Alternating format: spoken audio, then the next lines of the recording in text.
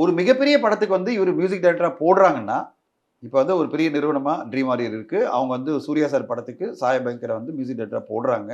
RJ Balaji அவர போடுறாருன்னா, அப்போ இந்த படைப்பு வந்து ஏதோ ஒரு பெரிய இவர்கிட்ட திறமை இருக்கு அப்படின்னு நம்புறாங்க.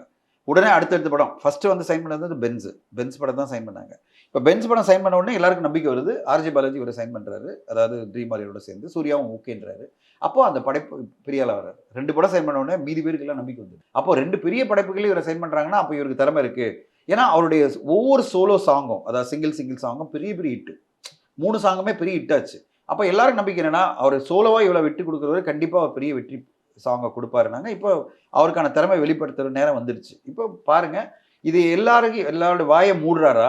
இல்ல எல்லாருக்கும் வந்து நெறைய அவல் குடுக்க போறாரான்றத படைப்புகள் வரும்போது தான் பேச முடியும். ஒரு படைப்பு வருது, மின்னலே அப்படின்னு ஒரு படைப்பு வருது. ஹாரிஸ் ஜெயராஜ் என்ற ஒரு மிகப்பெரிய பிராண்ட் உருவாகுது. ஸோ ஒரு படைப்பு வெற்றி அடைஞ்சாலே போதும், ஒரு பெரிய பிராண்ட் உருவாக்கலாம். ஒரு ரோஜா வருது, அதுக்கு முன்னாடி ரஹ்மான் சார் அப்படின்ற ஒரு மிகப்பெரிய இளம் இசையமைப்பாளர் வந்து உருவாகுறாரு.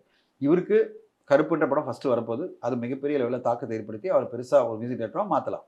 அதனால இந்த கான்ட்ரோவர்சிக்குள்ள போகாம, ஒரு இளம் மியூசிக் டைரக்டர் வரும்போது நம்ம வெல்கம் பண்ணணும். அவர வந்து வாழ்த்தணும். அதோட முக்கியமா அவர்கிட்ட பொறுப்பு சொல்லணும். உங்க பேர்ல இவ்வளோ நம்பிக்கை வச்சு இத்தன பேர் சைன் பண்றாங்கன்னா, நீங்க மிகப்பெரிய ஹிட் குடுக்க வேண்டிய ஒரு ரெஸ்பான்சிபிலிட்டி இருக்கு. அத பண்ணுங்க அப்படின்னு. அவர் பண்ணுவாரு.